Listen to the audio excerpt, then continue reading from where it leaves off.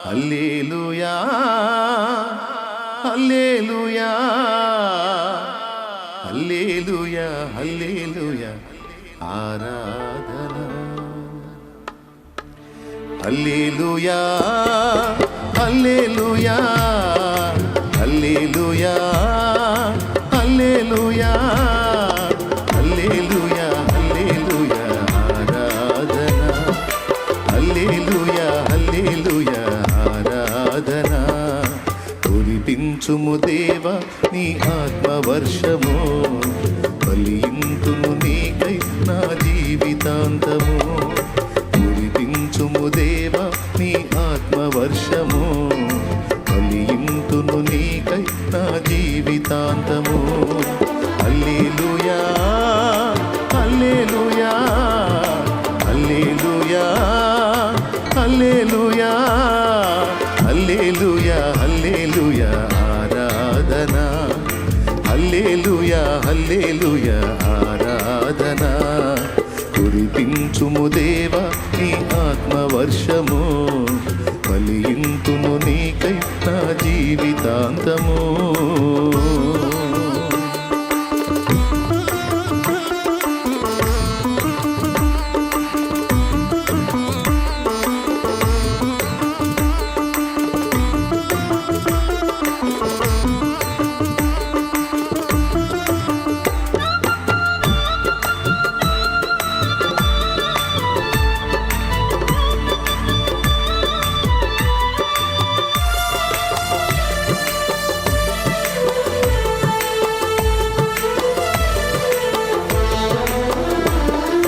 దేవుని ప్రజలందరినీ దారి మళ్ళించిన యెజబేలును ఎదిరించిన ఏలియా అభిషేకం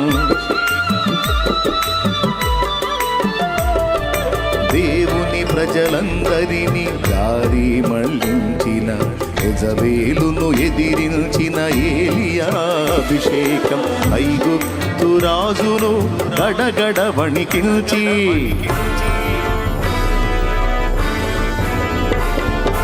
ఐగుప్తు రాజును గడగడ వణికించి తన వారిని విడిపించిన మోషే అభిషేకం తన వారిని విడిపించిన మోషే అభిషేకం హల్లెలూయా హల్లెలూయా హల్లెలూయా హల్లెలూయా హల్లెలూయా హల్లెలూయా ఆరాధన హల్లెలూయా హల్లెలూయా ఆరాధన కురిపించుము దేవా నీ ఆత్మవర్షము ఫలింతును నీకై నా జీవితాంతము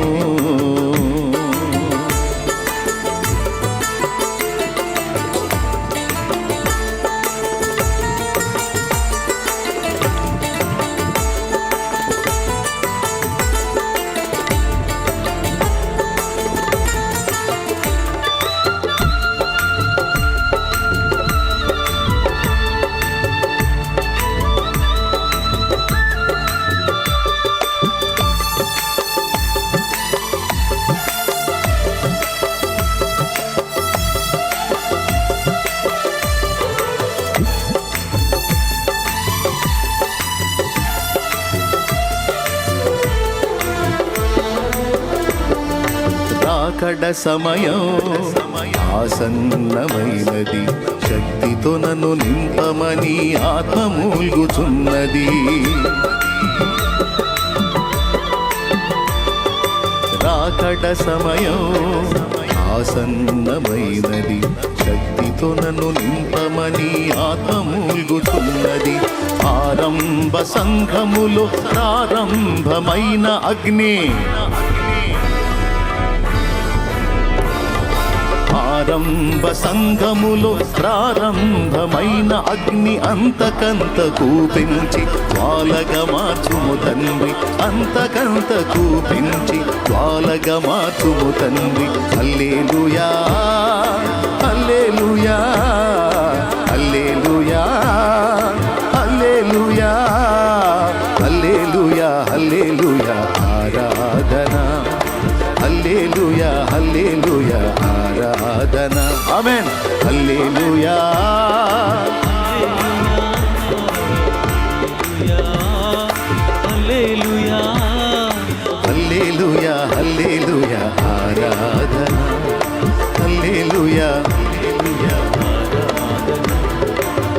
కురిపించుము దేవా నీ ఆత్మవర్షము, ఫలింతును నీకై నా జీవితాంతము.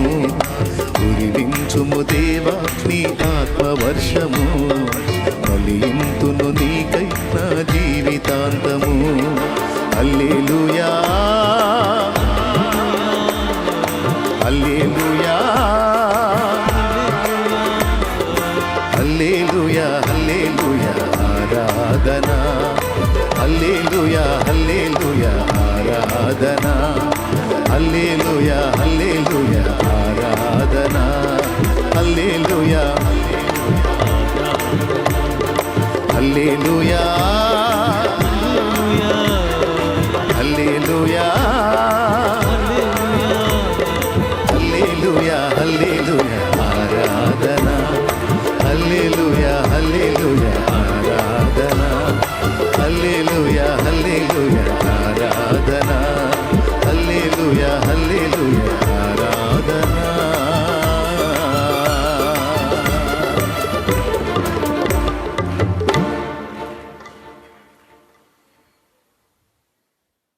దేవుడు ఒక ప్రత్యేకమైన మాటను ఇక్కడ వాడాడు. 5వ వచనం మీరు చదవండి. నరుల చెడు తనము భూమి మీద గొప్పదనియు, వారి హృదయం యొక్క తలంపులలోని ఊహంతయు ఎల్లప్పుడూ కేవలము చెడ్డదనియు యెహోవా చూచి. వారి హృదయముల యొక్క తలంపులలోని ఊహ అన్నాడు. ఏమండి, మనసు అనేది ఉన్నప్పుడు, మనిషికి ఒక హృదయం ఉన్నప్పుడు, మేధస్సు ఉన్నప్పుడు అందులో ఎన్నో రకాల ఊహలు ఆలోచనలు పుడతాయి. నీకు ఎన్నో రకాల ఊహలు వస్తాయి, ఎన్నో విషయాలు ఊహించుకుంటావు. అందులో మంచి ఉంటాయి, చెడ్డవి ఉంటాయి, రకరకాల ఊహలు వస్తాయి. అందులో మంచి ఊహలు ఉంటాయి, చెడ్డ ఊహలు కూడా ఉంటాయి. నీ హృదయములో పుట్టేటువంటి ఊహలను నువ్వు పట్టించుకుంటావా? అన్నిటినీ నువ్వు సీరియస్గా తీసుకుంటావా? అన్నిటినీ నువ్వు పట్టించుకుంటావా? అవి ఏవో వస్తుంటాయి ఆలోచనలు, ఊహలు, అవి ఏముందిలే అని వదిలేస్తావా? లేకపోతే ప్రతిదీ నీకు వచ్చిన ప్రతి ఊహను సీరియస్గా నువ్వు తీసుకుంటావా? మీరు చెప్పండి, సీరియస్గా తీసుకుంటారా, వదిలేస్తారా? అన్న నేను ఏం సీరియస్గా, వందలాది ఊహలు పుడతాయి ఒక రోజులో, వందలాది వేలాది ఊహలు వస్తుంటాయి హృదయంలో. అన్ని ఆడబట్టించుకుంటామన్నా. కొన్నిసార్లు పెందలాడి పోతామేమో అని ఊహ వచ్చిద్ది, కొన్నిసార్లు అప్పులన్నీ తీరిపోయినట్టు ఊహ వచ్చిద్ది, కొన్నిసార్లు ఏమో ఇంకా ఎక్కువైపోయి ఇల్లు కూడా వేలం వేసినట్టు వస్తుంది, కొన్నిసార్లు పిల్లలకి ఏమన్నా ఇబ్బందుల్లో ఉన్న పిల్లలు బాగుపడ్డట్టు ఊహ వస్తుంది, కొన్నిసార్లు కీడుకు సంబంధించిన ఊహలు కలుగుతాయా, కలగవా? పెద్దగా చెప్పండి, కలుగుతాయా, కలగవా? కొన్నిసార్లు మేలుకు సంబంధించిన ఊహలు, కొన్నిసార్లు కీడుకు సంబంధించిన. పొలం వేసాను పోయిద్దేమో, తీరా పండిన తర్వాత గిట్టుబాటు ధర రాదేమో, వ్యాపారం మొదలుపెట్టా సాగదో, నష్టం వచ్చిద్దేమో, ఉద్యోగ ప్రయత్నం చేస్తున్నా రాదేమో, లేదా వచ్చిద్దేమో, ఎన్నో ఊహలు. మన హృదయములో ఎన్నో ఊహలు పుడతాయి. పుట్టిన ఊహలన్నీ మనం సీరియస్గా తీసుకోం, ఇది పక్కా. ఎంతమంది ఒప్పుకుంటారు ఈ మాటకి? అందరూ ఒప్పుకుంటారా? మన కలిగే ఊహలన్నీ సీరియస్గా తీసుకుంటే పొలం వేయడు రైతిగా. ఎందుకంటే పండదు అనే ఊహ వచ్చిందనుకో, దాన్ని సీరియస్గా తీసుకున్నాడు అనుకో, ఇంకా ఏసి ప్రయోజనమే ఉంది? వేయడు, అసలు ఏ పని చేయడు. కాబట్టి ఎన్నో ఊహలు వస్తాయి, వాటిని అధిగమించి పనులు చేస్తాం మనం. పండదని ఎందుకు అనుకోవాలి? పండొచ్చుగా. పండినా పండకపోయినా మరి మనకి ఇంకోటి తెలియదుగా, మనకు దొరికింది అదేగా, చిన్నప్పటి నుంచి మనకు తెలిసింది అదేగా, చేసేది ఏముంది అదే చేద్దాం, ఆ పైన దేవుడి దయ అనుకొని తెగించి వేస్తాడు. అది జరిగేది, అవునా? దీన్ని బట్టి మనకేమర్థమవుతుందంటే, మన హృదయములో ఉత్పత్తి అయ్యేటువంటి ఊహలన్నిటిని మనం సీరియస్గా తీసుకోము. అవునా? కానీ మనల్ని సృష్టించిన సృష్టికర్త మన మాటల్ని చేష్టల్నే కాదు, మనం అనుకుంటాం మన మాటల్ని దేవుడు పట్టించుకుంటాడు, మన చేసే క్రియలను దేవుడు సీరియస్గా తీసుకుంటాడు అని అనుకుంటాం. కానీ ఇక్కడ బయలుపడుతున్నది ఏంటంటే మన హృదయములో వచ్చే ఊహలను కూడా దేవుడు తీవ్రంగా పరిగణిస్తాడు అనేది ఇక్కడ వెల్లడవుతుంది.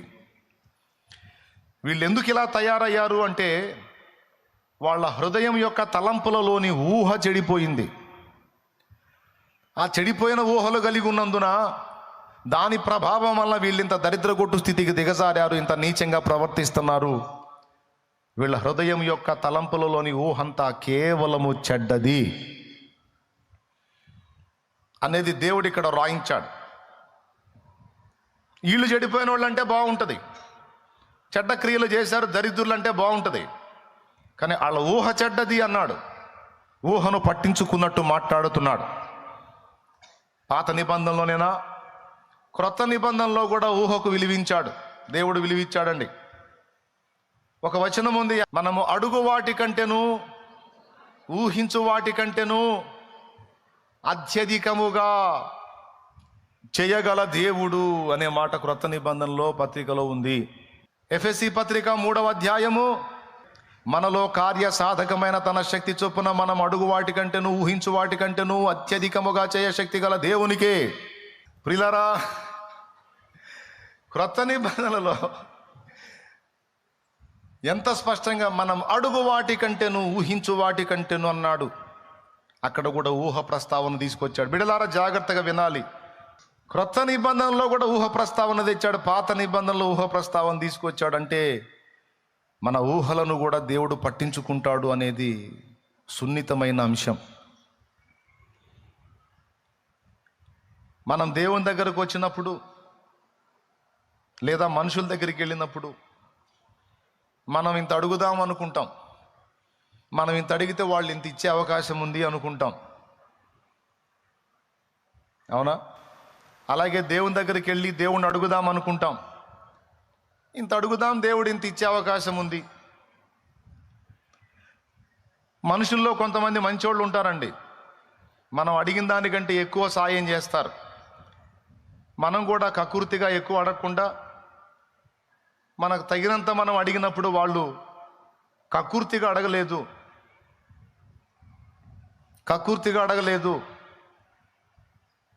స్థితికి తగ్గట్టు అడిగారు, అవసరానికి తగ్గట్టు అడిగారు. పాపం ఇంకొంచెం కలిపిద్దామని కొంతమంది దయగలిగిన మనుషులు ఇస్తారు. అట్లా కొంతమంది మంచి మనుషుల దగ్గరికి మనం వెళ్ళినప్పుడు ముందే అనుకుంటాం మనకు 500 అవసరమైంది, 500 అడుగుదాం, ఆయన దయగలిగితే 600 ఇస్తాడు అనుకొని వెళ్తాం. ఆ మనిషి కనికరం గలవాడైతే 1000 రూపాయలు ఇస్తాడు. తీసుకోవా మరి 500 అంటే ఎట్లా సరిపోయింది? కానీ 500 అడుగుదాం, మంచి మనిషి కాబట్టి ఒక 100 కలిపిస్తాడు, 600 ఇస్తాడు అనుకుంటే మనం అడుగుదాం అనుకుంది ఎంత? 500. ఎంత ఇస్తాడని ఊహించాం, ఊహ ఎంత? కానీ అతను 1000 ఇచ్చాడు. సంతోషం మనకి. అంతకంటే శ్రేష్ఠుడు దేవుడు. దేవుని దగ్గరికి వెళ్ళి మనం ఇది అడుగుదాం అనుకుంటాం, ఏదో అల్పమైంది, మన ఊహలన్నీ కూడా అల్పమైన వాటి చుట్టే ఉంటాయిలే, ఏదో అల్పమైన దాన్ని అడుగుదామని దేవుని ముందు కూర్చుంటాం. ఏదో ఇది అడిగాం కదా ఇంత చేస్తాడులే అని అనుకుంటాం.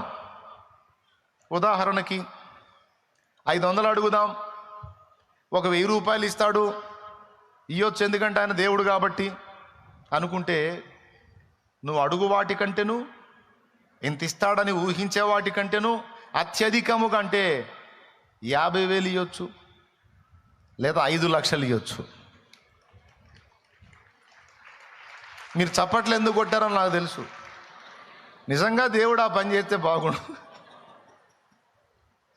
దేవునికి చాలా బాధల్లో ఉన్నావు, నిజంగా దేవుడు ఆ పని చేస్తే బాగుండు అంటే గుర్తుపెట్టుకోనైనా ఖచ్చితంగా దేవుని మనసు అదే. మనం అడిగే అల్పమైనవి దేవుడు ఇవ్వాలనుకున్న శ్రేష్టమైనవి. మన మతి పోగొడతాడు దేవుడు, తనను నమ్మిన వారిని సిగ్గుపరిచేవాడైతే కాదు. అడుగు వాటి కంటేను ఊహించే వాటి కంటేను అత్యధికముగా దయచేయగల దేవుడు. ఇంత కార్యమును నేనెన్నడూ అడగలేదు, ఊహించను లేదు. ఇంత కార్యమును నేను అడగలేదు, ఊహించను లేదు. నా బ్రతుకాలం కష్టపడి ఒక 50 ఆత్మల్ని సిలువ చెంతకు చేరిస్తే చాలనుకున్నాను. దేవుడు చిత్తమై వాడుకుంటే ఒక 100, 150, 200 మంది. బతుకంతా కష్టపడి ఒకవేళ చాలా దేవుడు కృప చూపితే ఒక 1000 మంది రక్షణలో నడిస్తే చాలనుకున్నా. 1000 మందిది కూడా ధైర్యం లేదు. కానీ దేవుడు ఎంత కార్యం చేశాడో ఇప్పుడు నేను చెప్పలేను. అర్థమైందా? విమర్శించే నోళ్ళు అన్నీ కలిపి కూడా కొన్నే ఉంటాయి, అవి 10ల సంఖ్యలోనే ఉంటాయి విమర్శించే నోళ్ళు. కానీ ఎంతో ప్రేమించి నా కోసం ప్రార్థించి నన్ను వెంబడించేటువంటి హృదయాలు లక్షల కొలది ఉండేటట్టు చేశాడు, కోట్ల కొలది ఉండేటట్టు చేశాడు దేవుడు.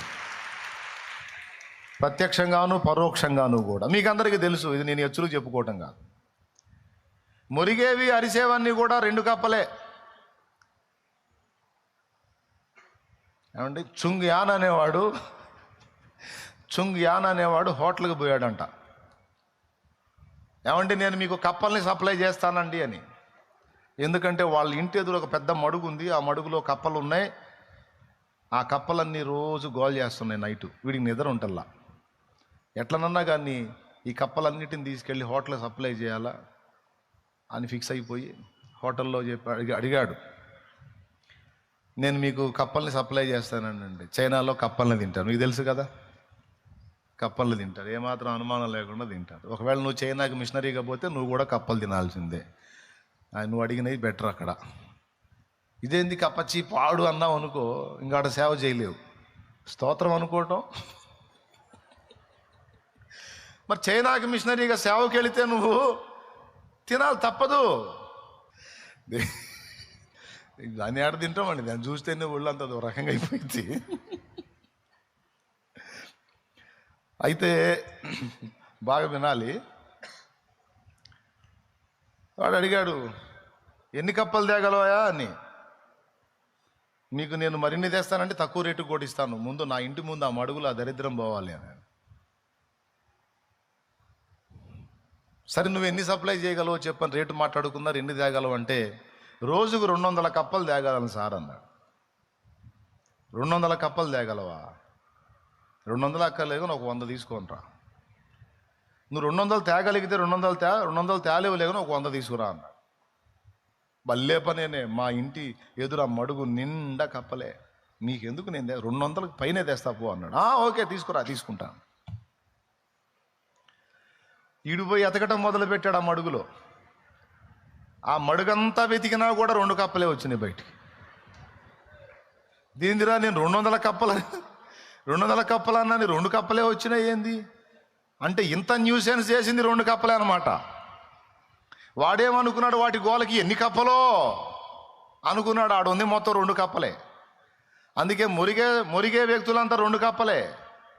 కానీ దేవుడు కృప చూపి, దేవుడు ఆశీర్వదించి ఘనపరిచి ప్రజల హృదయాల్లోనికి చేరవేసిన హృదయాలు లక్షల కొలది కోట్ల కొలదిగా ఉండేటట్టు దేవుడు చేశాడు.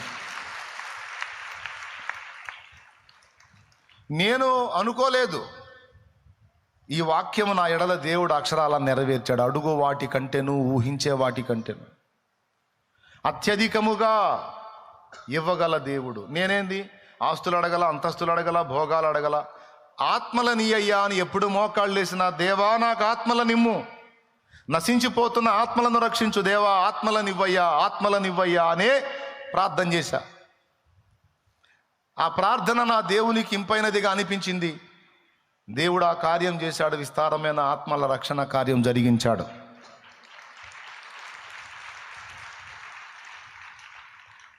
నా ఎడలైతే ఆ కార్యం నేను అనుభవిస్తున్నా, మీకు కూడా చెప్తున్నా.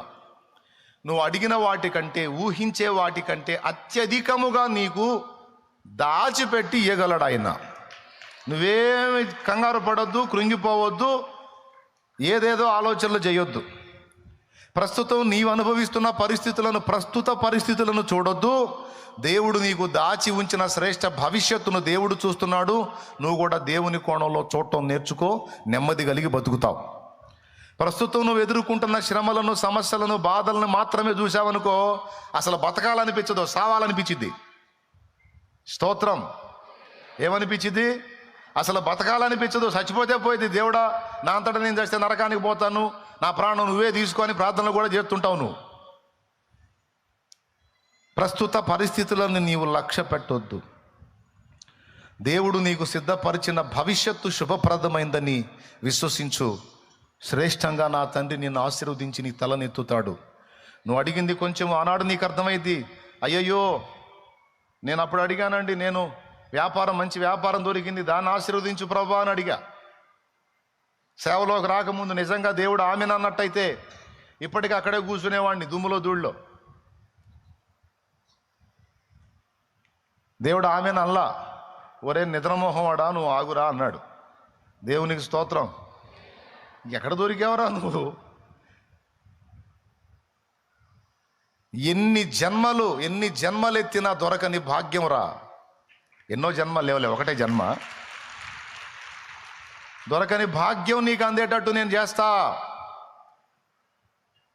నువ్వు అదెందుకు చేయలేదు, ఇదెందుకు చేయలేదు, అలా ఎందుకు చేయలేదు, ఇలా ఎందుకు చేయలేదు, నేను ఈ ప్రయత్నం చేస్తే నువ్వు ఎందుకు సఫలం చేయలేదని అనొద్దు. నువ్వు నాకు వేరే ప్లాన్ ఉంది, నువ్వు నువ్వు నువ్వు అట్లా ఉండు, నేను చేస్తా కదా అంటాడు ఆయన. నా ప్రణాళిక ఏదో నాకుంది, నువ్వెందుకు టెన్షన్ అవుతున్నావు? నేను ఏదో అనుకుంటే ఏదో అయింది ప్రభా. ఏమైంది? ఏం కాల, నా చేతుల్లో ఉంది. నీ జీవితం నీ చెయ్యి దాటిందా? నా చెయ్యి దాటదు, నా చేతుల్లో ఉంది అని దేవుడు ధైర్యపరుస్తాడు. ఇది వాస్తవమే. ఎంతమంది నమ్ముతున్నారండి? నిజంగా అర్థమైతే చేతులు ఎత్తి స్తోత్రం చెప్పండి. రైట్, డౌట్ లేదుగా. అది దీనికంటే ముందు మనం గుర్తించాల్సిన సంగతి ఒకటి ఉంది. అసలు మన హృదయాల్లోని ఊహను దేవుడు పట్టించుకుంటున్నాడా అంటే పట్టించుకుంటున్నాడు అనేది వాక్య సత్యం. మనమే పట్టించుకొని ఊహల్ని దేవుడు ఎట్ట పట్టించుకుంటాడు అంటే పట్టించుకుంటున్నాడు అని గ్రంథం చెప్పింది. అమ్మ బాబోయ్, ఇప్పుడు పిచ్చి పిచ్చి ఊహలు కూడా రానియొద్దు అన్నమాట. ఎందుకంటే రాసుకుంటాడు అక్కడ. మనమేమి తలంచుచున్నామో, మన లోపల ఏం అనుకుంటున్నామో దేవుడు ఎరుగును, దేవుడు వాటిని పట్టించుకొనును. అది దేవుని వాక్యం ఇస్తున్న సాక్ష్యం. ఇది మనందరి హృదయాల్లో ఉంచుకోవలసినటువంటి విషయం. నువ్వు చెడ్డ ఊహలు ఊహించావా? అయ్యి తీసుకుంటున్నాడు. లేదు, దేవుని యందలి విశ్వాసమును బట్టి మంచి తలంపులు, మంచి ఊహలు నువ్వు కలిగి ఉన్నావా? వాటిని కూడా దేవుడు పట్టించుకుంటున్నాడు. రెండింటిని పరిగణలోకి తీసుకుంటున్నాడు దేవుడు. ఇప్పుడు మీకు ఇశ్రాయేలులో జరిగిన ఒక ఉదంతం సాక్ష్యం ఇస్తుంది. ఒకసారి చూడండి. ఐగుప్తు దేశము నుండి ఇశ్రాయేలు ప్రజల్ని దేవుడు బయటికి తీసుకొచ్చినప్పుడు ఏ ఉద్దేశంతో తెచ్చాడు? వాళ్ళని నాశనం చేయాలని తెచ్చాడా? లేకపోతే పాలు తేనెలు ప్రవహించే దేశంలోనికి వాళ్ళని తీసుకెళ్ళి వాళ్ళని ఏలికలుగా చేసి, బానిస బ్రతుకుల్లోంచి బయటికి తెచ్చి వాళ్ళని ఏలికలుగా చేసి, పాలు తేనెలు ప్రవహించే దేశంలో వారిని స్థిరపరిచి వాళ్ళను నాటి వాళ్ళక్కడ వర్ధిల్లి భూమి మీద జనములన్నిటికీ ఆశీర్వాదకరంగా మారాలని ఉద్దేశంతో బయటికి తెచ్చాడా? ఏ ఉద్దేశంతో తెచ్చాడు? నాశనం చేయాలని తెచ్చాడా? వాళ్ళని బాగు చేయాలని తెచ్చాడా? ప్రియులారా, ఈరోజు మీ అందరికీ నేను ఎక్కువసేపు చెప్పనని ముందే చెప్పా. మీ అందరికీ, నాకు, మనందరికీ కూడా ఎప్పుడు దేవుని మనస్సులో అసలు మన గురించి ఏమనుకుంటున్నాడో అనే విషయంలో స్పష్టత ఉండాలి. మనందరి విషయములో, వ్యక్తిగతంగా ఎవరికి వాళ్ళకి, అసలు నా విషయంలో దేవుడు ఏమనుకుంటున్నాడు, అసలు నా విషయంలో దేవునికున్న తలంపులేంటి, దేవునికున్న ఊహలేంటి అనేది మనం పరిశీలించుకోవాలి. ఊహలు మనకే కాదు, తలంపులు మనకే కాదు. వింటున్నావా? మన విషయంలో దేవునికి కూడా ఊహలు ఉన్నాయి. ఎవరు లేరు లేక ఎందుకు వెనక్కి చూసావు? మనకు కూడా ఊహలు ఉన్నట్టు దేవునికి కూడా మన విషయంలో ఊహలు ఉన్నాయి, తలంపులు ఉన్నాయి, కొన్ని ఆలోచనలు ఉన్నాయి, కొన్ని ప్రణాళికలు ఉన్నాయి. నీకైనా ఆయన తలకాయ ఉంది, నీకైనా ఆయన హృదయం ఉంది. దేవునికి కూడా హృదయం ఉంది, దేవునికి కూడా ఆలోచనలు ఉన్నాయి. నీ పిల్లల గురించి నువ్వేమేమి ఊహలు ఊహిస్తావో, ఏమేమి ఆలోచనలు చేస్తావో, వాళ్ళ భవిష్యత్తును గురించి ఎలాంటి తలంపులు నువ్వు కలిగి ఉంటావో, మరి నిన్ను గన్న తండ్రిగా, నన్ను గన్న తండ్రిగా మన దేవునికి మన మీద ఊహలు ఉండవా, తలంపులు ఉండవా? ఉంటాయా, ఉండవా? వాటిని మనం గ్రహించాలి. ఈ ఒక్క మాట మీరు కరెక్ట్గా కానీ తీసుకోగలిగినట్లయితే, నిజంగా ఆ కోణంలో ఆలోచించగలిగినట్లయితే, మీకు అసలు ఇక హృదయంలో ఇబ్బంది, వేదన అనేదే ఉండదు. ఇది మీకు అర్థం కాకపోతే మాత్రం ఆ వేదనలోనే బతుకుతారు. మళ్ళీ ఒకసారి చెబుతా, మనందరినీ సృష్టించిన సృష్టికర్తగా, మన కోసం ప్రాణం పెట్టిన రక్షకుడుగా, సంఘముగా మనందరినీ సమకూర్చిన ప్రభువుగా, మన భూమి మీద జీవితానికి సంబంధించి, నిత్యత్వానికి సంబంధించి రెండు విషయాల్లో కూడా దేవునికి ఊహలున్నాయి, తలంపులున్నాయి. దేవుడే అంటున్నాడు, నీకే కాదురా కోరికలు, ఊహలు, తలంపులు, ఆలోచనలు నాకు కూడా ఉన్నాయి, నాకు కూడా కోరికలు ఉన్నాయి, నాకు కూడా ఇష్టాలు ఉన్నాయి, తలంపులు ఉన్నాయి, ఊహలు ఉన్నాయి అని. అవునా ప్రభువా?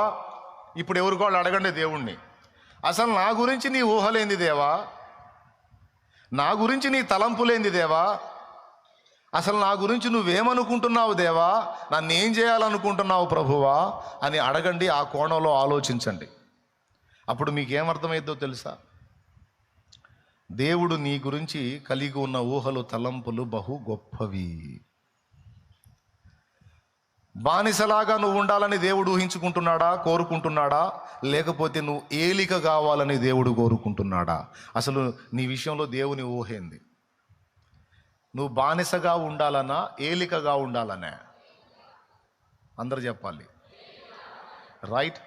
నువ్వు శాపాన్ని అనుభవించాలని దేవుడు ఊహించుకుంటున్నాడా, తలంచుచున్నాడా? లేకపోతే శాపగ్రస్తమైన అనుభవాల్లోంచి విడుదల పొంది నీవు ఆశీర్వాదంగా ఉండాలి, అనేకులకు ఆశీర్వాద కారణంగా ఉండాలని అనుకుంటున్నాడా?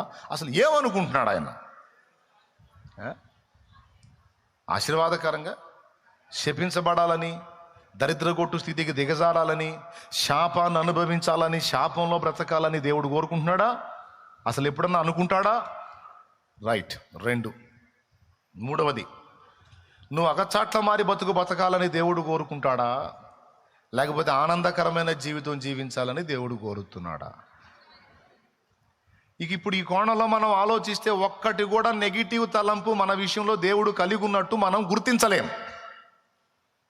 నేను చెప్పిన కోణంలో దేవుని తలంపులను మనం కానీ పరిశీలించుకుంటే, ఒక్కటంటే ఒక్క విషయంలో కూడా మన విషయంలో నెగిటివ్ తలంపు దేవుడు కలిగి ఉన్నట్టు నీవు గుర్తించలేవు.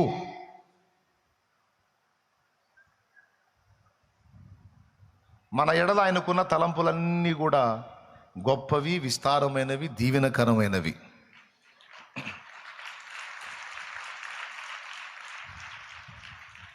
అవునా?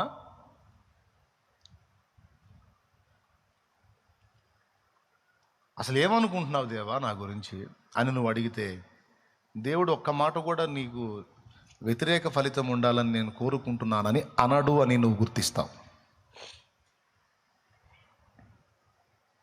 కానీ కొన్నిసార్లు మనం ఈ దైనందిన జీవితంలో మనం ప్రయాణం చేసేటప్పుడు మనకు ఎదురయ్యే షాకుల దెబ్బకి, ఎదురయ్యే పరిస్థితుల దెబ్బకి, ఒడిదుడుకుల దెబ్బకి అసలు మన గురించి దేవుడు ఏం ఊహిస్తున్నాడో అన్న ఊహలను కూడా మనం తారుమారుగా అర్థం చేసుకునే ప్రమాదం ఉంది. మనం ఎదుర్కొనేటువంటి ప్రతికూల పరిస్థితులను బట్టి దేవుణ్ణి మనం నెగిటివ్ కోణంలో అర్థం చేసుకునే అవకాశం ఉంది. ఆ పని ఇశ్రాయేలీలు చేశారు. కనాను దేశమును సమీపించినప్పుడు గోత్రానికి ఒకటి చొప్పున 12 గోత్రాలకు 12 మందిని స్తోత్రం చెప్పునానా 12 గోత్రాలకు 12 మందిని ఎంపిక చేసి, మీరు వెళ్ళి వాగ్దాన దేశం ఎలా ఉందో చూడండి, ఆ దేశపు పండ్లలో కొన్ని తీసుకొని రండి,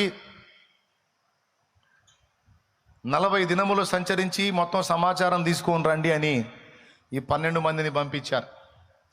40 రోజులు సంచరించారు.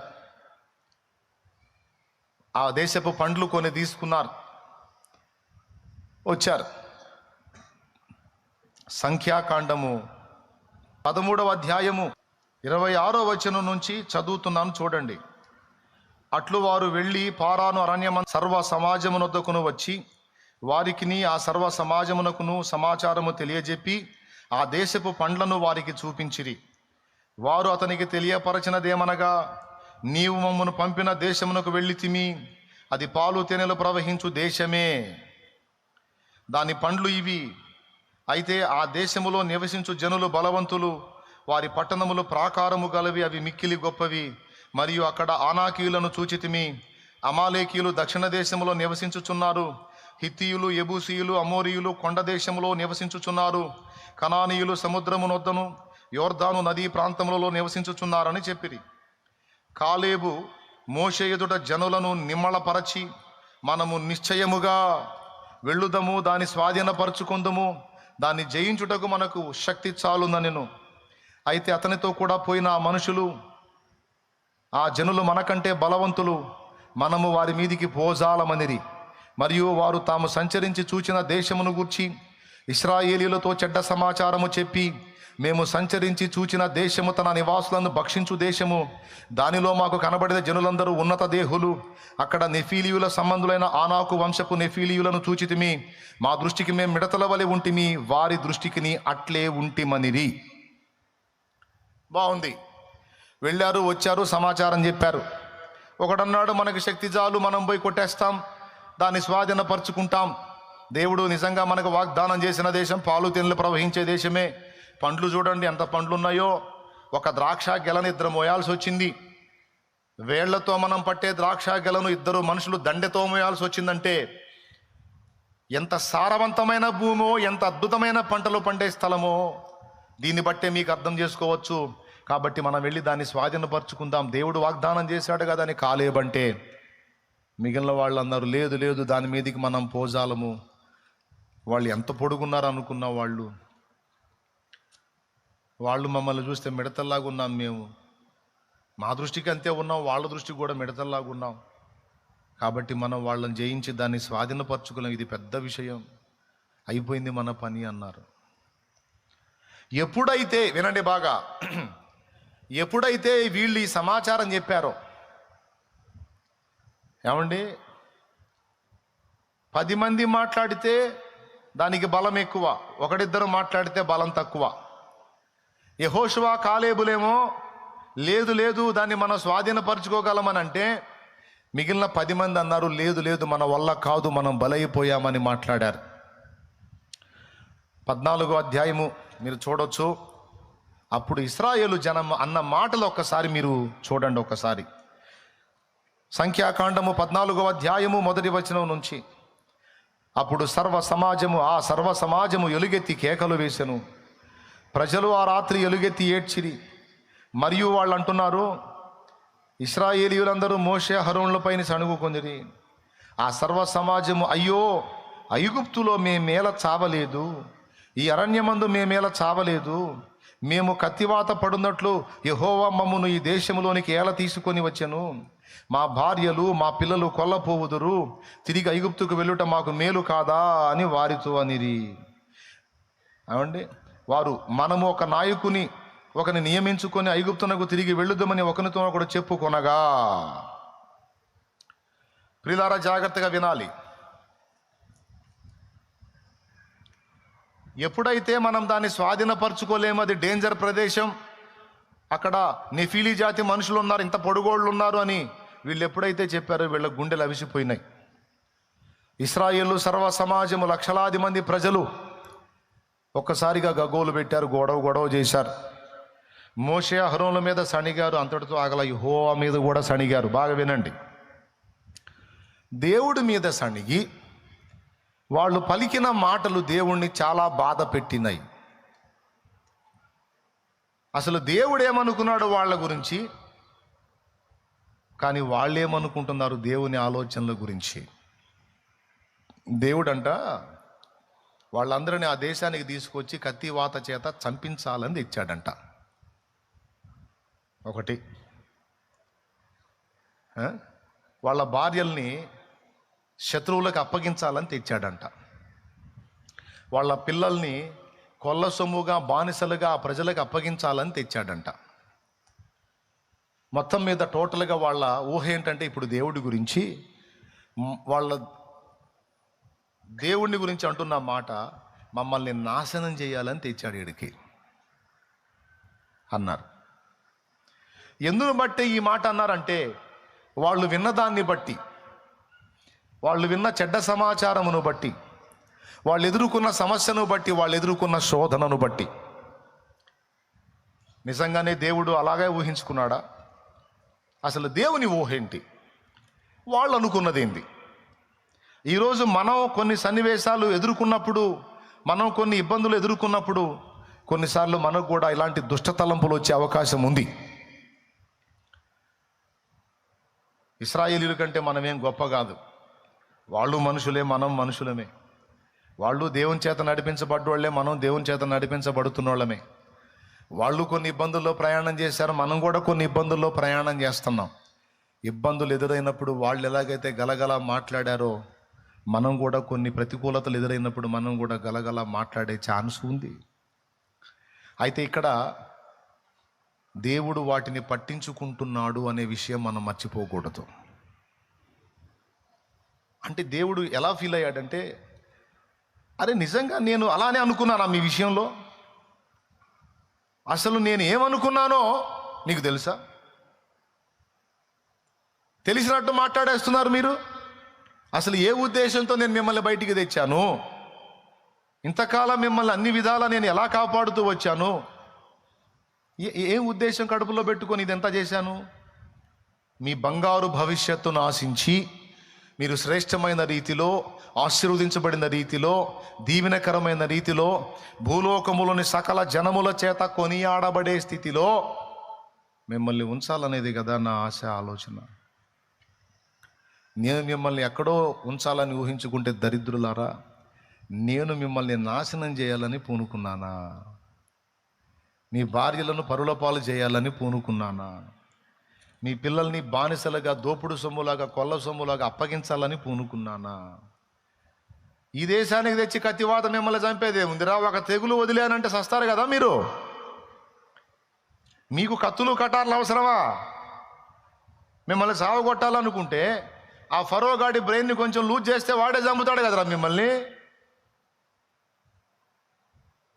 అసలు ఇంత చాకిరి ఎందుకురా నాకు?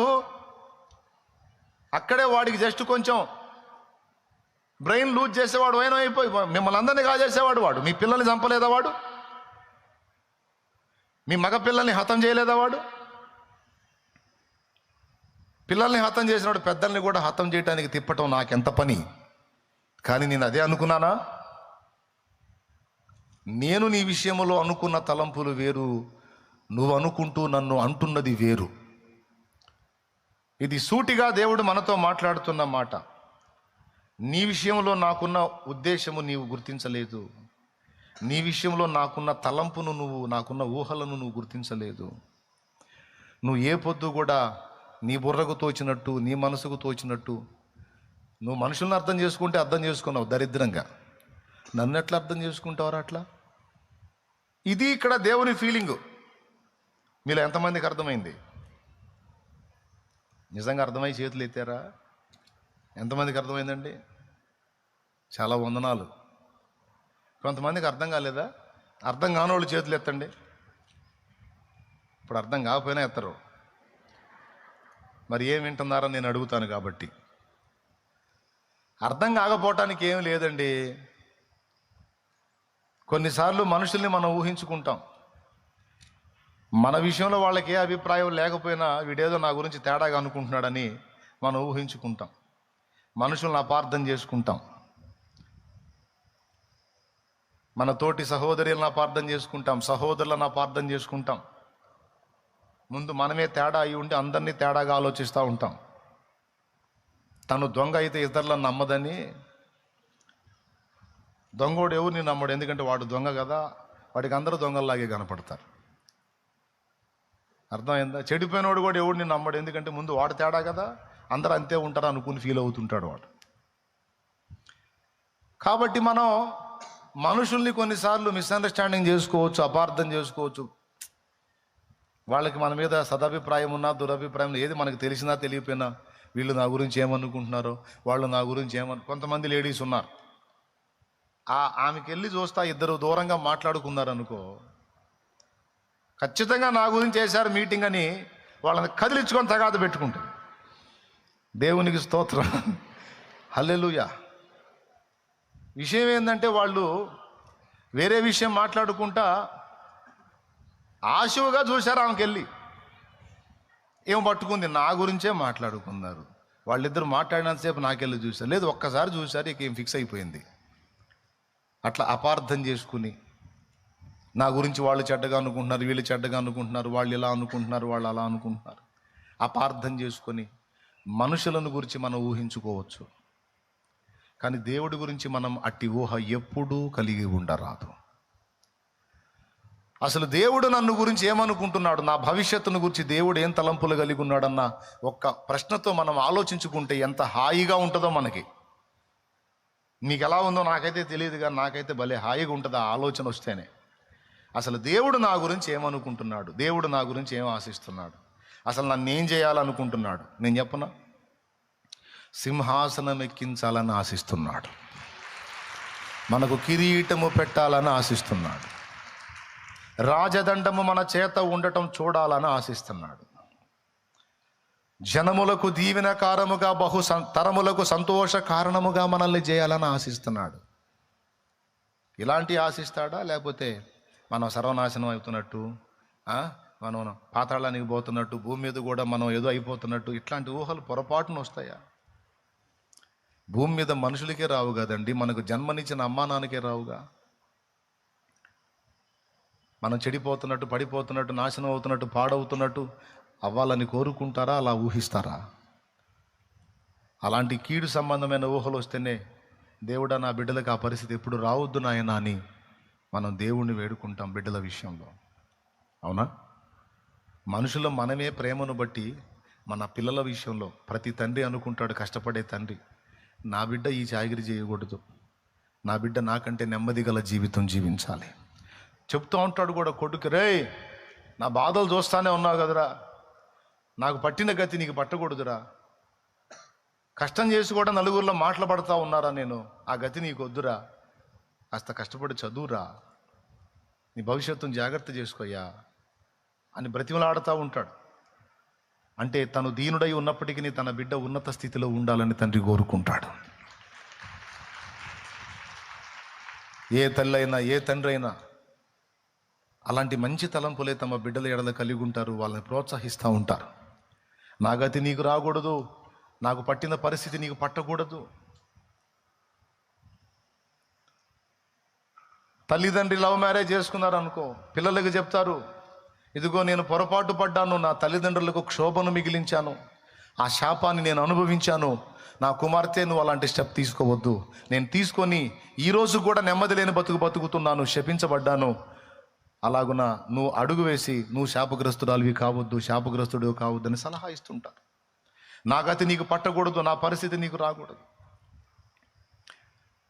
త్రాగుడుకు బానిసైన తండ్రి కొడుకు సలహా ఇస్తాడు, రే ఇదిగో నా జీవితం ఎంత నాశనం అయిపోయిందో చూడు, నా జీవితం నాశనం అయిపోయింది, మిమ్మల్ని పట్టించుకోకుండా, మీ అమ్మను పట్టించుకోకుండా నేను సర్వనాశనం అయ్యాను, నా బ్రతుకు చూస్తా కూడా నువ్వు ఎలా తాగుతున్నావురా, వద్దయ్యా దాని జోలికి పోవద్దురా, ఇదిగో నా జీవితం నాశనం చేసింది, మీకు నాకు కాకుండా చేసిందిరా, నా గతి మీకు పట్టకూడదయ్యా, ఈ కర్మ మీకు పట్టకూడదు, ఈ శాపం మీకు రావద్దురా, ఇది నాతోనే పోని అని బ్రతిమలాడతాడు డ్రింక్ మాస్టర్ కూడా.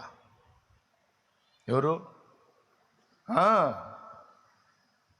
చెడిపోయినటువంటి వారే పిల్లలు బాగుండాలి, వారి భవిష్యత్తు బాగుండాలని చెడిపోయిన వారే కోరుకున్నప్పుడు, నీతిమంతుడు, ప్రేమగలవాడు, పాపులని ఎంచకుండా ప్రాణం పెట్టి తిరిగి లేచినవాడు ఒక్కసారంటే ఒక్కసారైనా నీ కీడును ఆశిస్తాడా? నువ్వు పాడు కావాలని కోరుకుంటాడా? ఊహించు ఒక్కసారి, ఊహకు తెచ్చుకో. అసలు సాధ్యమేనా? మరి ఏంటి ఆయన ఊహ ఏంటి? ఆయన ఊహ ఏంటి?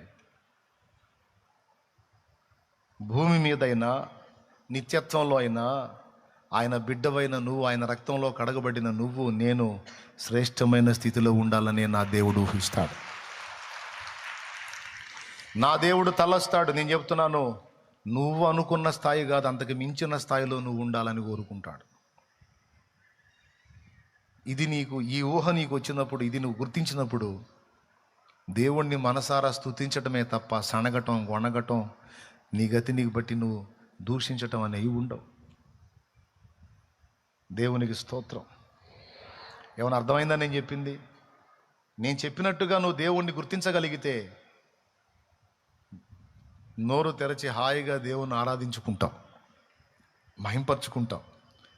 ఎందుకంటే దేవుడు మన ఉన్నతినే కోరతాడు కానీ మన నాశనాన్ని కోరడు. మన అభివృద్ధినే కోరతాడు కానీ మన పతనాన్ని కోరడు. కడుపు నిండా నీకు తిండి దొరకాలని కోరుకుంటాడు కానీ పస్తులతో నువ్వు మాడాలని కోరుకోడు. శ్రేష్టమైన వస్త్రం నువ్వు తొడగాలని కోరుకుంటాడు కానీ చింకి పాతర బతుకులను నువ్వు పొంది ఉండాలని దేవుడు కోరుకోడు. స్థిరమైన నివాసములో నీవు నెమ్మదిగా బతకాలనే కోరుకుంటాడు నా తండ్రి, కానీ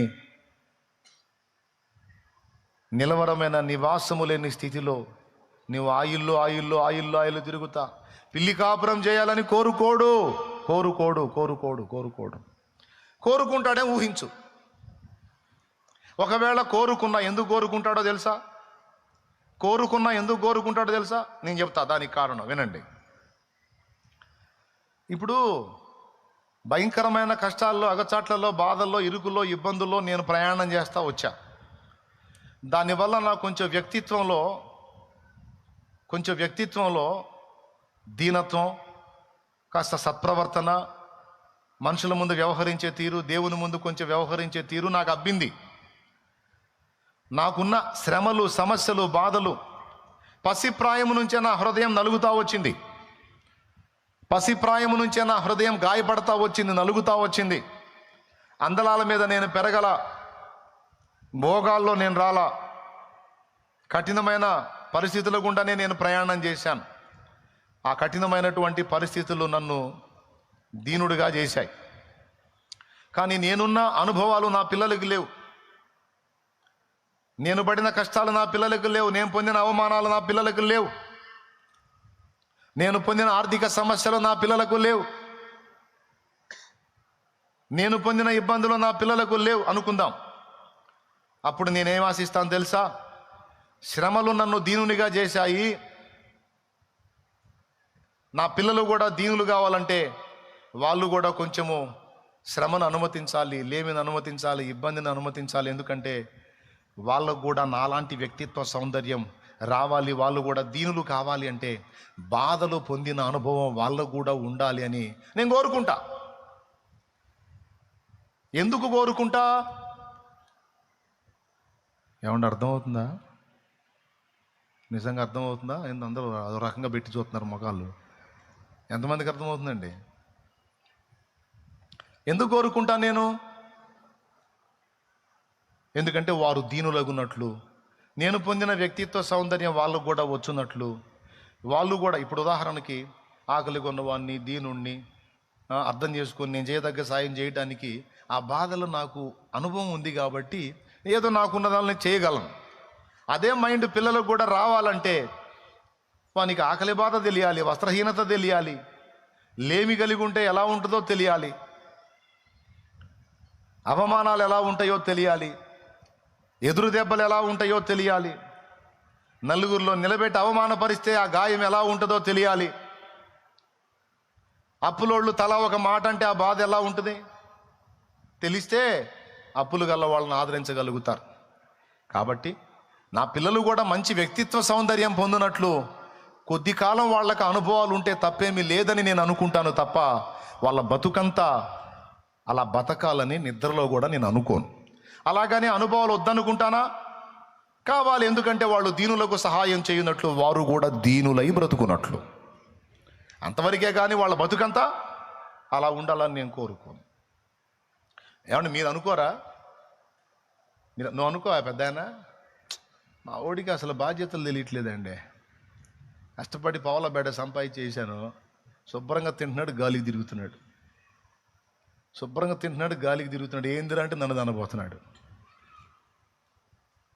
అని ఒక ఆయన ఇంకొక ఆయనతో అంటే, ఆ ఇంకొక ఆయన ఆలోచన చేసుకుంటాడు, సేమ్ నా కొడుకు కూడా కష్టము తెలియని స్థితిలో ఎదుగుతున్నాడు, ఇప్పుడు నేను జాగ్రత్త పడకపోయానంటే వాడు కూడా ఇంతే తయారవుతాడని చిన్నగా ఇంట్లో మొదలు పెడతాడు. డబ్బులు లేవు, పరిస్థితులు ఇబ్బందిగా ఉన్నాయి, రాబడి తగ్గింది, కొంచెం సమస్యగా ఉంది అని చిన్నగా కొడుకుతో పంచుకుంటూ ఉంటాడు. ఎందుకు? కొడుకుని బ్యాలెన్స్ చేయడానికి, కొడుకు కష్టం నేర్పడానికి. లేకపోతే ముందు చెప్పినోడి కుమారుడు గాలోడైనట్టు వీడు కూడా అవుతాడు. కాబట్టి వీడికి బాధ్యతలు నేర్పాలి, వీడికి కొంచెం శ్రమల అనుభవం నేర్పాలి, నా కష్టం తెలియాలి అని చిన్నగా ట్రైనింగ్ మొదలు పెట్టుకుంటాడు తండ్రి. ఇదంతా ఎందుకంటే కుమారుడు చెడిపోకుండా దీనుడై వాడు క్రమంగా బ్రతకడానికి. మన విషయంలో కూడా దేవుడు అలా ఊహించవచ్చు, తప్పు లేదు. నాకెలా వ్యక్తిత్వ సౌందర్యం ఉందో నా పిల్లలకు కూడా అలాంటి వ్యక్తిత్వ సౌందర్యం ఉండాలి. నాలో ఉన్న ప్రేమ నా పిల్లల్లో కూడా ఉండాలి. నాలో ఉన్న దీన మనసు నా పిల్లల్లో కూడా ఉండాలి. నాలో ఉన్న యథార్థత నా పిల్లల్లో ఉండాలి. నాలో ఉన్న దయ, జాలి గుణం నా పిల్లల్లో ఉండాలి. ఇవన్నీ ఉండాలంటే ఆ శ్రమలు ఎలా ఉంటాయో, ఆ ఇబ్బంది ఎలా ఉంటుందో నా పిల్లలకు కూడా తెలియాలన్న ఉద్దేశంతో, ఆ అవసరం కోసం అగ్ని లాంటి శ్రమలు కొన్ని అనుమతిస్తాడు తప్ప పూర్తిగా మనల్ని అందులో ఉండిపోజేయాలనేది దేవుని ఆలోచన కాదు, దేవుని సంకల్పం కానే కాదు. అర్థమైందా?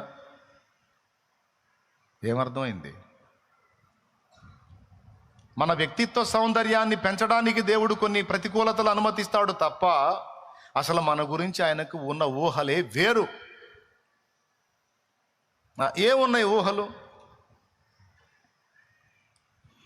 నీ వారసత్వముకై నా జయము కోరింది నీవేనని, అత్యున్నతమైన సింహాసనమును నాకీర్తుటలో నీకు అసాధ్యమైనది ఏమున్నది, అసాధ్యమైనది ఏమున్నది. యూదా స్తుతి గోత్రపు సింహమా, యేసయ్యా నా ఆత్మీయ ప్రగతిని స్వాధీనమా, నీవే కదా నా ఆరాధన, ఆరాధన స్తుతి ఆరాధన, ఆరాధన స్తుతి ఆరాధన. Praise the Lord, praise the Lord. అసలు ఏంటి ప్రణాళిక, ఏంటి ఉద్దేశం, ఏంటి చెప్పండి? నేను చెప్పిన ఈ రెండే కారణాలు. మొదటి ఉద్దేశమేమో మనము ఉన్నత స్థితిలో ఉండాలనేది దేవుని కోరిక, ఊహ, తలంపు, ఆశ. అన్ని విషయాల్లో, ఈ భూమి మీద అక్కడ కూడా అన్ని విషయములలో ప్రియుడా నీవు వర్ధిల్లాలి. అలాగ మనమందరం వర్ధిల్లాలి, దేవుని కోరిక. అయితే అన్ని విషయములలో వర్ధిల్లున్నట్లు కొన్ని బాధలు కూడా మనకు అవసరమై ఉన్నవి. అవి మన వ్యక్తిత్వంలో వర్ధిల్లేటట్టు చేస్తాయి. అర్థమైందా? అంతకు మించి దేవుడికి నీ మీద ఏ పగ లేదు, ఏ ద్వేషం లేదు, నీ మీద ఏం కుట్ర పెట్టుకోవాలా దేవుడు. అర్థమైందా? కుట్ర ఏం పన్నలా, అంత సీన్ లేదు నీకు. ఆయన నువ్వు పన్నమన్నా కుట్ర పెట్టుకునేవాడు కాదు, ఆయన పరిశుద్ధుడు. ఎవరాయనా? కానీ మనకు ఎదురవుతున్న ప్రతికూలతలను బట్టి మనల్ని పరీక్షించుకుంటాడు, మన వ్యక్తిత్వాన్ని ప్రకాశింపజేస్తాడు. కొన్ని కారణాలు ఉన్నాయి, వాటిని బట్టి మనకు దీన మనసు వచ్చినట్లు బాధలను అనుమతిస్తాడు. ఎందుకంటే మన పిల్లలు కూడా దీన మనసు కలిగి ఉండాలి, మన పిల్లలు కూడా కాస్త కూస్త బాధలు ఉంటే నేర్చుకుంటారని మనం ఎట్లయితే అవకాశం ఇస్తామో అలా ఇస్తాడు. అదే అవసరాన్ని బట్టి అగ్ని వంటి శ్రమలు కలుగుచున్నవని తెలిసి కలత చెందబోకు, అవసరాన్ని బట్టి అగ్ని వంటి శ్రమలు కలుగుతున్నవని తెలిసి కలత చెందబోకు. నిన్ను పిలిచిన దేవుడు నమ్మదగినవాడు. శోధనలో నిన్ను విడిచిపెట్టిపోడు. కంటి పాపల తోడుండి నిన్ను కాచుకుంటాడు. కన్న తండ్రిలా తోడుండి నిన్ను ఆదుకుంటాడు. నమ్ము నేస్తమా, ఇది సత్యం. వీడబోకుమా విశ్వాసం. నీ ఆశ నిరాశ కాదు వేదన ఎందుకు, నీ కన్నీరు కలకాలముండదు, కలతే చెందకు. అయ్యా నా బాధలు నా అగసాట్లు నీకెందుకు అవసరం? అవసరాన్ని బట్టి అగ్ని వంటి శ్రమలు అన్నావు కదా, అసలు నా బాధలు నా అగసాట్లతో నీకేం అవసరం అంటే, నాకు అవసరమే పిచ్చి మొహమా, నీకే అవసరం అయి అంటాడు. అవసరం నాది కాదు, నీదే. అవన్నీ నిన్ను దీనునిగా, దీనురాలిగా, వినయ మనస్కురాలిగా చేస్తాయి. ఆ వ్యక్తిత్వ సౌందర్యం నీకు వచ్చినప్పుడు నువ్వు అక్కడ ఉన్నతంగా ఉంటావు, ఇక్కడ ఉన్నతంగా ఉంటావు. ఎక్కడుంటావు? అక్కడ ఉంటావు, ఇక్కడ ఉంటావు. ఈ రెండు చోట్ల నువ్వు ఉన్నతంగా ఉండాలి. అందుకే నేను మా అమ్మ మా నాన్న మీద ఎప్పుడు ఫీల్ అవ్వలా. ప్రభువుని తెలుసుకున్న ఆనాటి నుంచి ఈనాటి వరకు మమ్మల్ని ఇంత అగచాట్ల మారి జీవితంలో పెంచుకొచ్చారు. ఇన్ని కష్టాలు పడ్డాం మేమని అనలా. ఇంకా చెప్పాలంటే అలాంటి తల్లిదండ్రులు దేవుడు నాకు ఇచ్చినందుకు స్తోత్రం అనుకుంటున్నా. ఎందుకు? వాళ్ళు చాలా మంచోళ్ళు, ఏ లోపము లేని పరిపూర్ణ పరిశుద్ధులని కాదు.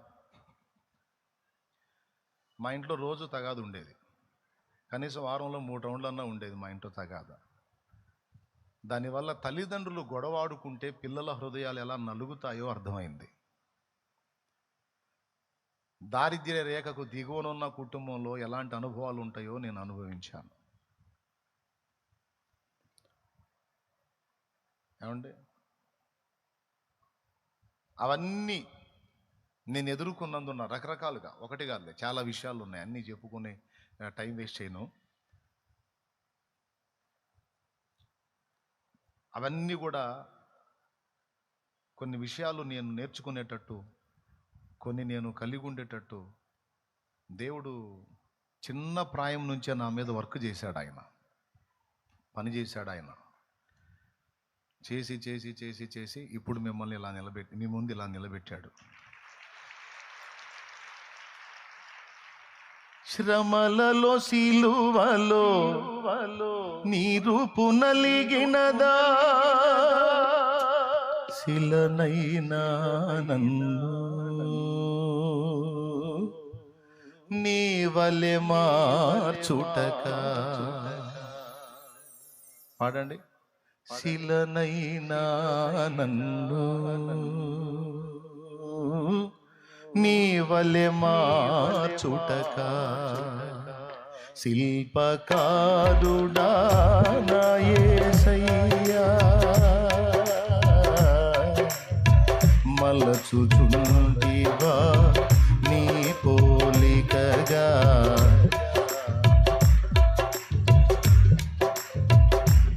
ఇది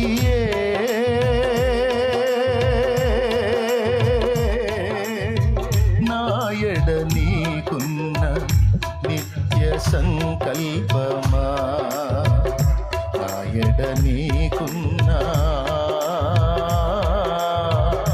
నిత్య సంకల్పమా. ఇంతగా నన్ను ప్రేమించినది నీ రూపము నాలో చూపించుటక. దేవునికి మహిమ, దేవునికి మహిమ. నా పిల్లల్లో ఎవడన్నా ఫోర్స్గా వ్యవహరించాడు అనుకో, నాకు వెంటనే అర్థమైపోయింది. వీడు దీనంగా ఉండాల్సిన చోట ఫోర్స్గా ఉన్నాడు. ఏంటంటే అనుభవం లేదు, అనుభవం లేదు కాబట్టి అట్లా ఉన్నాడు. అదే అనుభవం తగిలితే నాలాగా వాడు కూడా దీనుడు అవుతాడు. ఇప్పుడు చెప్పండి, యేసయ్య వ్యక్తిత్వ సౌందర్యం అంతా మనలో ఉండాలని కోరుకుంటాడా, కోరుకోడా? పెద్దగా చెప్పండి. అలాంటి వ్యక్తిత్వం వస్తే మనం ఇహమందు పరమందు కూడా ఘనత పొందుతాం. మరి ఇప్పుడు మనం ఘనత పొందాలంటే ఆయన వ్యక్తిత్వ సౌందర్యం మనకు కూడా అవ్వాలి, మనకు కూడా రావాలి. రావాలంటే మామూలుగా వచ్చిద్దా? కోటింగ్ ద్వారానే వచ్చిద్ది. అందరూ చెప్పండి, దేని ద్వారా వచ్చిద్ది? ఒకప్పుడు ఇక్కడ కూర్చున్న మనం మామూలు మిడిమేళమా, మామూలు నడమంత్రం. వాస్తవం మాట్లాడుకుందాం. నడమంత్రం ఉందా లేదా చెప్పండి? మిడిమేళం ఊరేగాం లేదా? ఇప్పుడు అవి ఇరిగిపోయినాయా లేవా? ఇప్పుడు ఎట్లుంది పరిస్థితి? ఎంత దీనిలో అయిపోయాం? అలా మనల్ని దీనత్వంలోకి తీసుకొచ్చింది ఏంటి? అగచాట్లు, కోటింగు, ప్రతికూలతలు, దెబ్బ మీద దెబ్బ, దెబ్బ మీద దెబ్బ, దెబ్బ మీద దెబ్బ తగిలి ఆకాశంలో ఉన్నవాడిని కిందకు మోకాళ్ళు వేసేటట్టు చేశాడు. పచ్చిగా చెప్పుకోవాలండి, లేకపోతే ఒకనాటి ఊరేగింపులా మనవి కాదు కదా. రైట్. ఈరోజు నువ్వు వెళ్తున్నా వస్తున్నా నలుగురు చూసాయా వందనాలయ్యా అనే పరిస్థితిలో నువ్వు ఉన్నావంటే ఆ వ్యక్తిత్వ సౌందర్యాన్ని నీలోకి తీసుకురావడానికి శ్రమల కొలిమిని వాడాడు. కాల్చబడకపోతే స్వర్ణం. అది మీకు తెలుసు కదా, ఇంకా పాడేదే ఉంది. అంతేనా? మీకు తెలుసు కదా.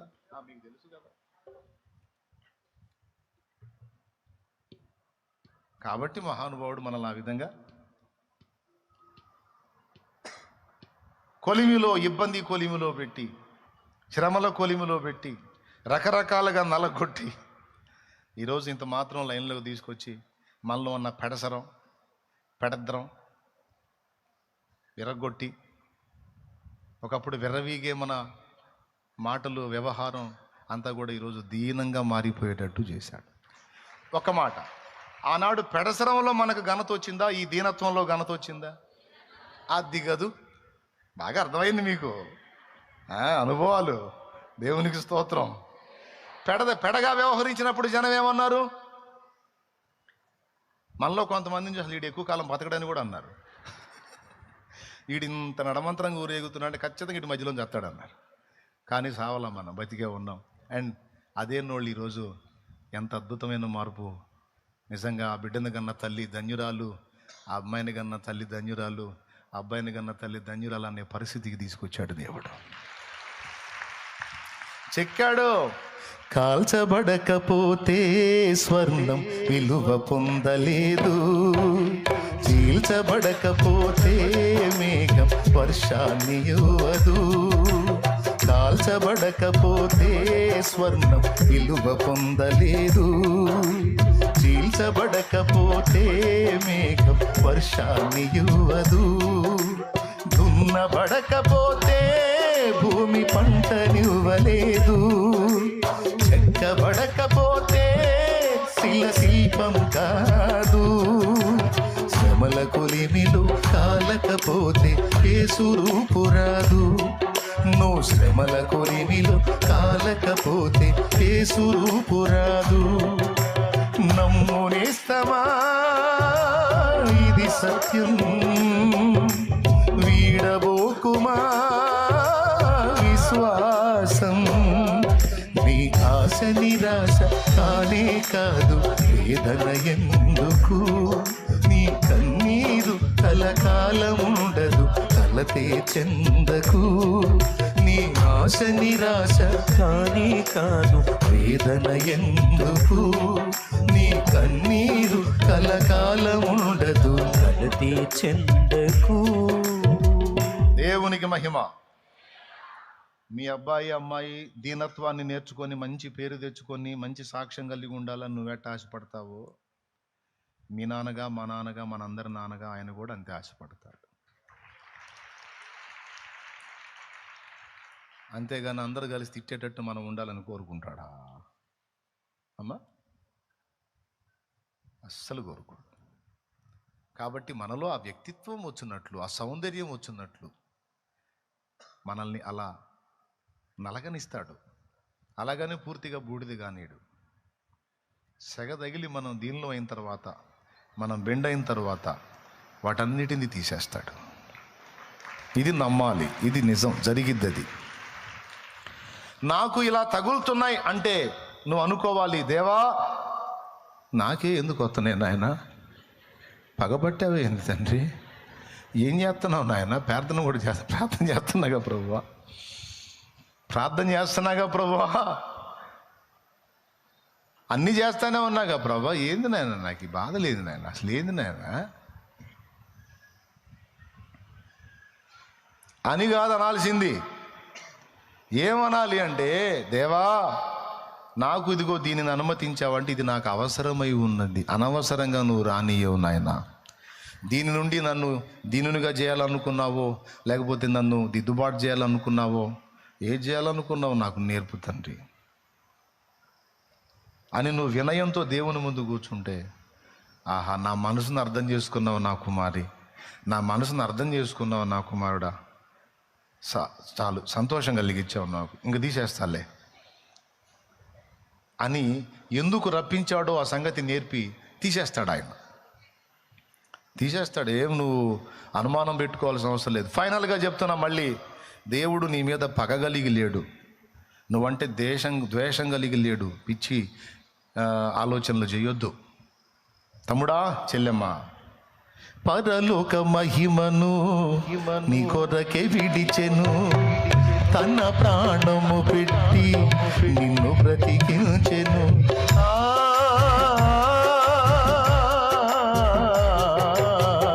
పరలోక మహిమను విడిచెను, తన ప్రాణము పెట్టి నిన్ను బ్రతికించెను. ఇంత చేసిన వాడు నీకు దూరమవుతాడా? సందేహమును వీడి సిలువ దర్శనము పొంది బ్రతికితే క్రీస్తు కొరకే, చావైతే లాభమనుకు. బ్రతికితే క్రీస్తు కొరకే, చావైతే లాభమనుకు. ప్రాణమా నాలో తొందర పడకుమా, ప్రాణమా నాలో తొందర పడకుమా. ఎందుకింక కన్నీరు, ఎందుక వేదన, నీ దుఃఖ దినములన్నీ సమాప్తమైనవని తెలుసుకొనేస్తమా. యేసయ్య మాటిది. దేవునికి మహిమ. ఏ శ్రమ కలిగినా, ఏ సమస్య కలిగినా, దేవా అనవసరంగా ఇది నా జీవితంలో నువ్వు అనుమతించలేదు, ఏ అవసరంతో దీన్ని రప్పించావో దాని నుండి నేనేం నేర్చుకోవాలో నాకు నేర్పించు తండ్రి అని దేవుణ్ణి అడుగు. ఎప్పుడు నీ ఊహల్లో దేవుని ఊహలను గురించి ఆలోచించు.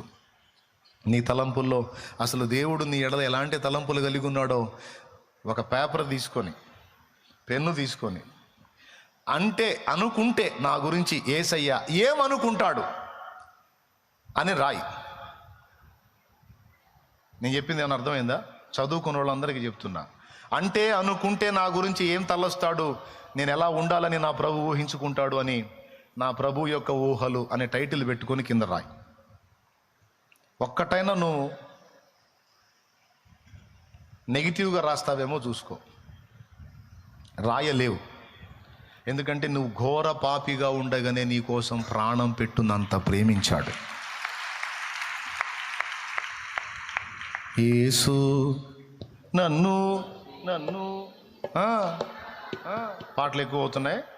ఇక మనం ముగింపులోకి వద్దాం. ఎంత మాట అన్నాడండి ఆయన? నా వంటి నరుడొకడు నన్ను ప్రేమించిన, నా వలన ఫలము గోరు. ఆహా నీ వంటి పుణ్యునికి నా వంటి పాపితో కేవలం ఏమీ లేక. నిన్నేమన్నా ఉద్ధరిస్తానంట, నేను ఉద్ధరిస్తానా నిన్ను? ఎందుకయ్యా నా కోసం చచ్చిపోయావు యేసయ్యా? యేసు నన్ను ప్రేమించినావు, పాపినైనా నన్ను ప్రేమించినావు. యేసు నన్ను ప్రేమించినావు,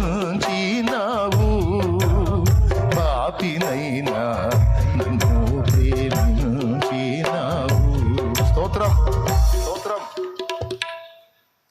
పాపిని నన్ను ప్రేమించావయ్యా. నువ్వు పాపిగా ఉన్నప్పుడే క్రీస్తు రక్తములో కడగబడి రక్షణ బాప్తిస్మం పొందక ముందే నిన్ను ప్రేమించినవాడు ఈరోజు మారు మనసు పొంది బాప్తిస్మం పొంది ఆయన రక్తంలో కడగబడి ఆయన రాజ్య పౌరుడవై పౌరురాలివై ఇంత ధన్యకరమైన మెట్టులో ఉండగా ఇప్పుడు ద్వేషిస్తాడా? రాసుకో, నేను చెప్పినట్టు ఇంటికి పోయి నోట్స్ తీసుకొని పెన్ను తీసుకొని అనుకుంటే ఊహిస్తే తలస్తే నా గురించి ఏసా ఏమనుకుంటాడు అంటే, నేను చెప్పనా, నువ్వు రాణివి కావాలనుకుంటాడు, నువ్వు రాజు కావాలనుకుంటాడు. అంతేగాని నువ్వు దీన స్థితిలో ఉండాలని, దిక్కుమాలిన స్థితిలో ఉండాలని అయితే అనుకోడు కదా. ఎందుకు అనుకోడు అంటే పక్కనే రాసుకో, నన్ను ప్రేమించుచున్నాడు.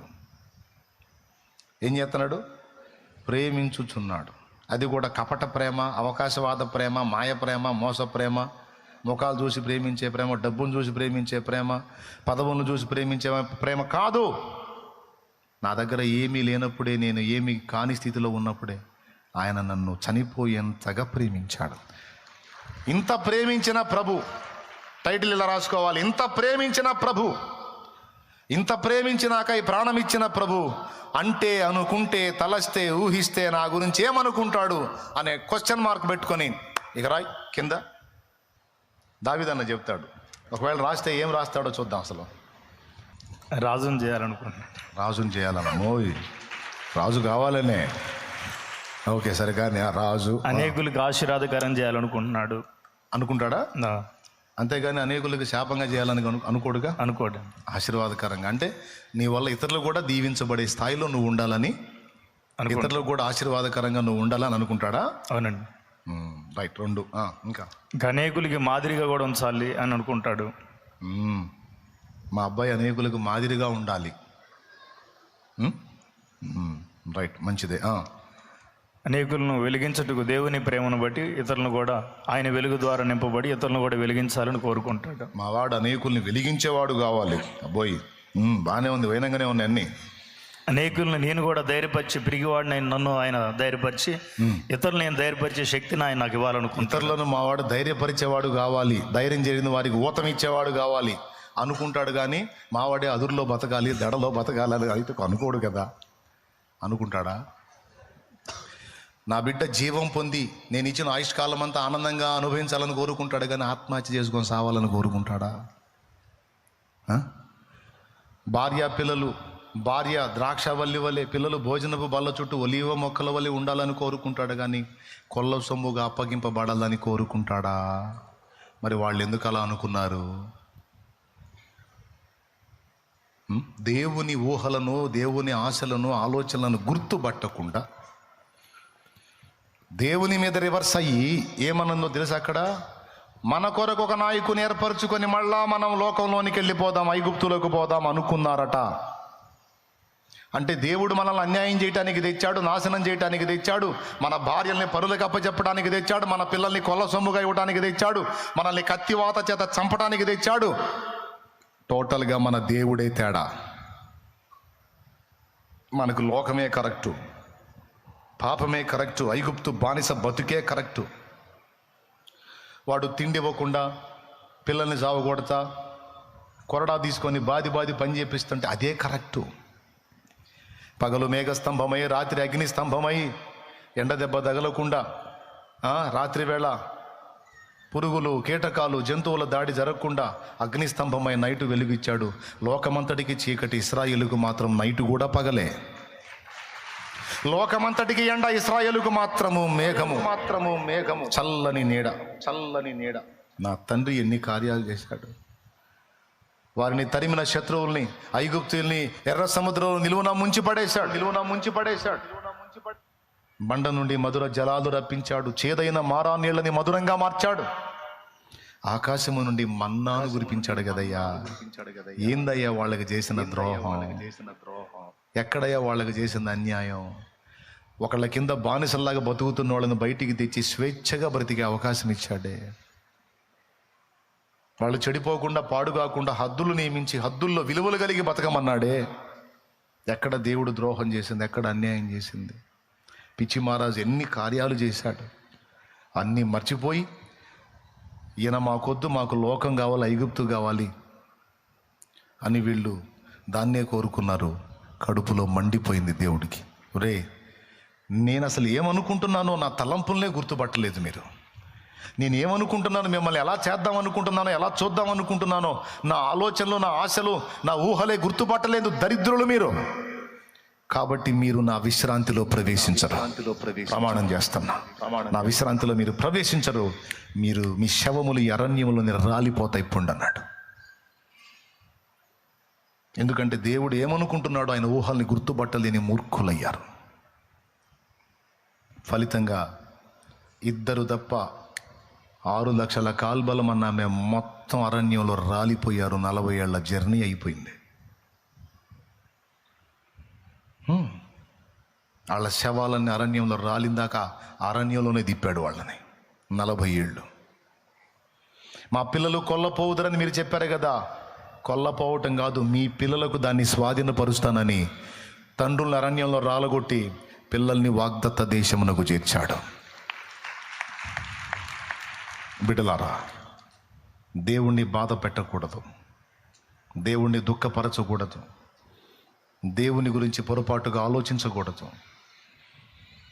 దేవుడు నీకు నాకు మనకి కొన్ని పరిస్థితులను రానిస్తే వాటి వెనుక ఆయన ప్రణాళిక ఉంటుంది, ఉద్దేశం ఉంటుంది, మనకు నేర్పే విద్య ఉంటుంది, ట్రైనింగ్ ఉంటుంది, మనల్ని ప్రక్షాళన చేయటం ఉంటుంది, మనలో ఎగస్టాలను తొలగించడం ఉంటుంది. మనకి ఏదైనా ఒక అనుభవాన్ని రానిచ్చాడు, ఒక శ్రమను, సమస్యను, బాధను, వ్యాధిని, శోధనను, కష్టాన్ని రానిచ్చాడు, కొన్ని మాటలు మనల్ని తగలనిచ్చాడు అంటే దాని వెనక కారణాలు ఉంటాయి. మనల్ని హెచ్చించడానికి కావచ్చు, లేదా మనల్ని దీనులు చేయడానికి కావచ్చు, మనలో ఉన్న ఎగస్టాలని ప్రక్షాళన చేయడానికి కావచ్చు. అనేక కారణాలను బట్టి కొన్ని పరిస్థితులు మన జీవితంలో దేవుడు అనుమతిస్తాడు. గుర్తుపెట్టుకో, దేవుడు అన్యాయస్తుడు కాడు, ఆయన నిన్ను ప్రేమిస్తున్నాడు. ఆయన మన నాయన. చెప్పు, ఆయన ఎవరు? కానీ ఈరోజు తండ్రి హృదయాన్ని మనకి వెల్లడి చేశాడు. నా పిల్లలారా, నేను మీ నాన్నని, మీ ఎడల నాకున్న తలంపులు బహు విస్తారములు. మిమ్మల్ని నేను ఇలా చూడాలనుకుంటున్నాను, ఇలా చేయాలనుకుంటున్నాను.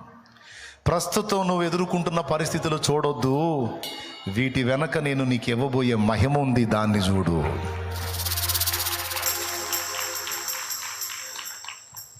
శ్రమ దినమున నీవు కృంగితే చేతకాక నిలిచిపోదు, శోధనలకు నీవు లొంగితే పనికిరాని పాత్రవౌదు.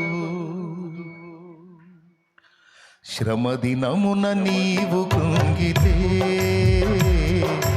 చేతగాక నిలిచిపోదు, శోధనలకు నీవు లొంగితే పనికిరాని పాత్రవౌదు. శ్రమను చూచి కలత నీవు చెందకు నేడు, శ్రమల వెనుక కలుగబోవు మహిమను చూడు.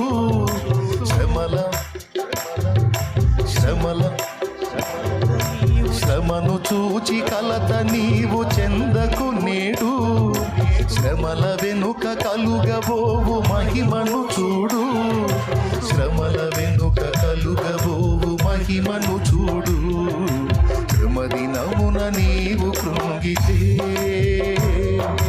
చేతకాక నిలిచిపోదు, శోధనలకు నీవు లొంగితే పనికిరాని పాత్రవౌదు. దేన్ని చూద్దాం? ప్రస్తుతం మనం ఎదుర్కొనే శోధన చూద్దామా? దీని తర్వాత దేవుడు ఇవ్వబోతున్న మహిమను చూద్దామా? మీరందరూ చెప్పాలి, దేవుడు నీ గురించి ఉన్నత తలంపులు కలిగి ఉన్నాడా, లేకపోతే తేడాగా ఆలోచిస్తున్నాడా?